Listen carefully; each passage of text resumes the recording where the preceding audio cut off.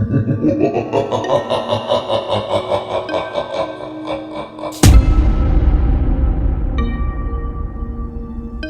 के लगभग 9:30 हो रहे थे। कालू चाय वाले की टपरी अभी भी खुली हुई थी। कुछ लोग बैठे आपस में गपशप मार रहे थे। आज बहुत दिनों के बाद चाय की टपरी पर इतनी ज्यादा भीड़ थी। इतने में रमेश बोला, हमारी दादी बताती थी रात को जंगलों में नहीं घूमना चाहिए। जंगलों में भूत पिशाच हर वक्त घूमते रहते हैं, और वैसे भी आजकल लोग छलावा में मर रहे हैं। इसीलिए मैं तो रात में कहीं घूमने नहीं जाता। रमेश बात कर ही रहा था, इतने में गांव के जमींदार किसान बोला, मैं तो बचपन पे से ही खेतों में रह रहा हूँ मेरे संग। अभी तक तो कुछ ऐसा नहीं हुआ। तुम लोग भी ना बेकार की बातें करते हो। ये भूत पिशाच कुछ नहीं होता, ये सब कहने की बातें हैं। मुझे तो पूरे 20 साल हो गए यहाँ चाय की टपरी लगाए हुए, लेकिन मेरे साथ तो कोई भी ऐसी दुर्घटना नहीं घटी। तो आप लोग इतने यकीन के साथ कैसे कह सकते हो कि रात को भूत पिशाच दिखाई देते हैं? इस गांव का रहने वाला मुन्ना बोला, अरे भाई, भूत पिशाच होते हैं, मैंने अपनी आंखों से देखा है। कल रात में जब खेतों की तरफ जा रहा था तब मैंने देखा। लेकिन मुन्ना की बात पर कोई विश्वास नहीं करता। लोगों ने देखा एक लंबा सा तिलक लगाए ज्ञानी साधु उस चाय की टपरी से गुजरते हैं। ज्ञानी साधु को देखकर गांव का मुन्ना उन साधु को अपने पास बुलाता है। अरे ज्ञानी साधु, मैं आपसे एक प्रश्न पूछना चाहता हूँ, बता देना, मना मत करना। क्या वाकई में भूत पिशाच होते हैं या फिर यह एक अफवाह है? इन गांव वाले लोगों को आज इस बात का खुलासा करना है। आप लोग भूत पिशाच पर विश्वास नहीं रखते।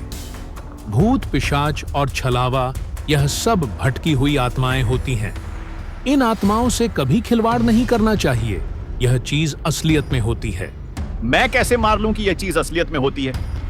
मैं तो नहीं मानता इन चीजों को। और हाँ, अगर वाकई में यह चीज असलियत होती है तो हमको कोई बात ऐसी बताओ जिस पर हम विश्वास करें। आप लोग भूत पिशाच को कुछ नहीं मानते। चलो हम आपको एक बहुत पुराना किस्सा सुनाते हैं, एक सच्ची घटना जो आपने कभी नहीं सुनी होगी। अमावस्या की रात थी। रात के लगभग 11 बज रहे थे। पूरे आसमान में काले बादल छाए हुए थे। उनका काले बादलों में छुपा हुआ चांद मानव जैसे एक ही रोशनी का सहारा था। उसे रोशनी में एक चिड़िया जोर जोर से चिल्लाती हुई जा रही थी। चारों तरफ गहरा सन्नाटा था। 3 दोस्त एक घर में बैठ जा रहे थे। भोला आवाज में म्यूजिक बज रहा था। तीनों दोस्त म्यूजिक की धुन में लगातार आगे बढ़ रहे थे, लेकिन उनको क्या पता था जो उनके साथ आगे होने वाला है। उस बात का उन्हें अंदाजा भी नहीं था।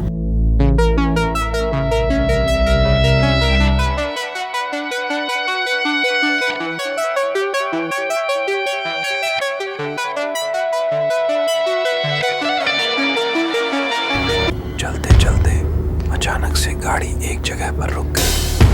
2 दोस्त गाड़ी से नीचे उतरे और हल्का होने झाड़ियां की तरफ चल दिए। रात के लगभग 12 बज रहे थे, लेकिन उन्हें क्या पता था यहाँ मेरे साथ क्या घटना होगी। वह दोनों झाड़ियों के पीछे खड़े होकर हल्का हो ही रहे थे कि तभी अचानक एक जोरदार चीख सुनाई दी। चारों तरफ धुआं सा फैल गया और उसे धुएं के साथ कुछ अजीब सा उसके शरीर में समा गया। उसकी अजीब सी चीख सुनकर उसका दोस्त भागता हुआ उसके पास आया। वह गुस्से से बोला, क्या हुआ? क्यों इतनी जोरों से चीख रहा है? क्या देख लिया ऐसा तूने? कुछ दिखा क्या यहाँ पर? बोलना यार, कुछ बोलता क्यों नहीं? मैं चिल्लाऊं या शांत रहूं, तुझे उससे क्या? तू अपना काम कर, जाकर अपने काम से काम रख, दूसरे के काम में टांग मत अड़ा। इसके बाद वह तीनों गाड़ी में बैठकर आगे बढ़ने लगे, लेकिन अब उसकी हरकतें कुछ ठीक नहीं लग रही थी। कभी वह गाड़ी हल्के चलता तो कभी तेज कर देता, कभी म्यूजिक बंद करता तो कभी चालू कर देता। उन तीनों में से एक दोस्त को बहुत ही ज्यादा भूख लग रही थी। पास में ही सामने एक ढाबा दिखाई दिया। तीनों उस ढाबे पर जाकर रुके।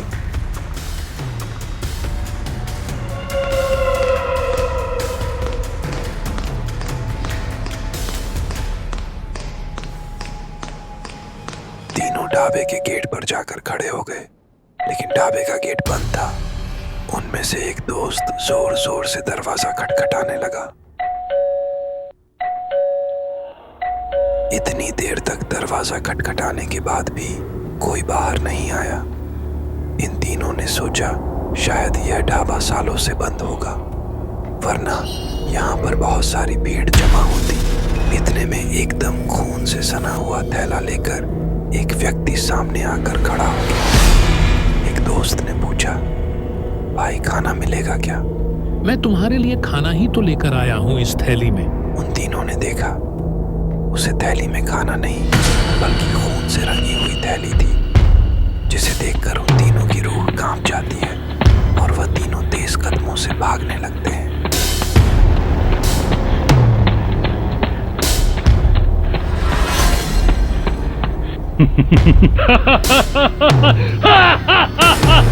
तुम तीनों को यह खान की थैली खून की थैली दिखाई दे रही है।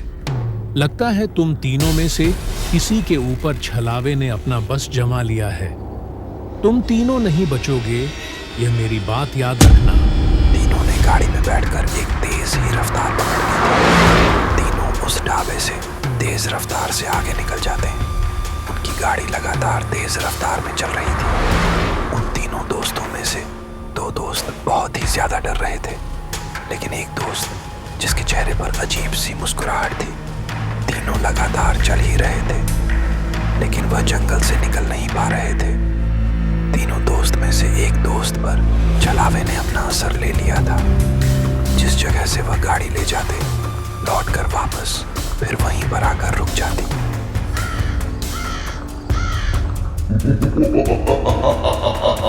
एक जगह पर तीनों दोस्त गाड़ी रोककर खड़े हो गए। जो गाड़ी चला रहा था उसने कहा, घर के दोनों तो जंगल में हल्के होने के लिए चले गए, यही गाड़ी में बैठा था। इस पर ही छलावा है, इसको मार दो तो हम सही सलामत घर पर पहुंच जाएंगे। जंगल में जब हम दोनों हल्के हो रहे थे तो यही चिल्लाया था और इसके आसपास बहुत सारा धुआं था। तब से ही ये अजीब अजीब सी हरकतें कर रहा है। जैसे ही वह उस पर तलवार से वार करने वाला था, वैसे ही उसने पीछे से उसके सर पर तलवार मार दी और कहीं जोर से वहीं पर गिर पड़ा। जैसे ही वह मरा, वैसे ही छलावा धुएं के रूप में निकालकर गायब हो गया। कई वर्ष गुजर गए, लेकिन जिंदगी में पहली बार उसे अमावस्या की रात को किसी मनुष्य से छलावा हारा था। उस काली अंधेरी रात में उन दोनों ने उस छलावे को मारकर गाड़ी में बैठकर अपने अपने घर की ओर निकल पड़े। तब जाकर उन दोनों की जान बच पाई और अपने घर सलामत पहुंच पाए। अगर वह छलावा इतनी जल्दी अपना राज नहीं खोलता तो तीनों में से कोई नहीं बचता। इन लोगों को मैं यही बात तो समझ रहा था कि रात को कहीं नहीं जाना चाहिए, वरना छलावा आपके पीछे लग जाएगा। लेकिन यह लोग मेरी बात मानने को तैयार ही नहीं हैं। अब तो यकीन होगा इनको। अरे ज्ञानी बाबा, एक प्रश्न का उत्तर और दे दो। अगर किसी व्यक्ति के पीछे छलावा लग जाए तो उसे क्या करना चाहिए? हाँ, यह प्रश्न आपने बहुत अच्छा पूछा है। अगर किसी व्यक्ति के पीछे छलावा लग जाए तो उसे शांति से काम लेना चाहिए और एक जगह पर रुक जाए, वरना उसका दिमाग कटता ही रहेगा।